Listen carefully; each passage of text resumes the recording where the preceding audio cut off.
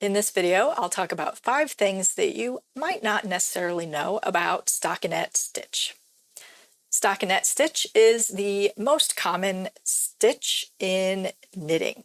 It's a stitch pattern, not a stitch itself. It's composed of all knit stitches presenting on the right side of the work. So when working flat, you will knit 1 row for the right side rows and you will purl 1 row for the wrong side rows. When working in the round, you will knit every single round. Here's a sample of stockinette stitch. It's called stockinette as an alteration of the phrase stocking net. It was used in knitting stockings, so therefore it was called stocking net, and now it's been transformed into being called stockinette. This is sometimes called stocking stitch in the UK. It is likely the oldest knitted stitch pattern.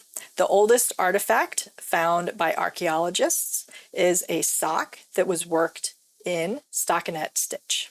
If a pattern does not specify a stitch pattern for the gauge by name, then it is assumed to be stockinette stitch. In stockinette, the stitch width is wider than the stitch height. So your row gauge will almost always be a higher number than your stitch gauge. You can see here these stitches are wider than they are tall. The edges of stockinette tends to curl because of the anatomy of the fabric. It's not you, it's the fabric. This can be usually remedied by blocking. This swatch has been blocked and the curling is minimized. But here is a swatch that has not been blocked, and you can see the edges want to roll quite a lot.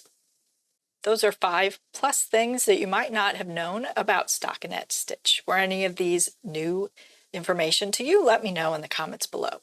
I hope this was helpful. Don't forget to like and subscribe, and thank you so much for watching.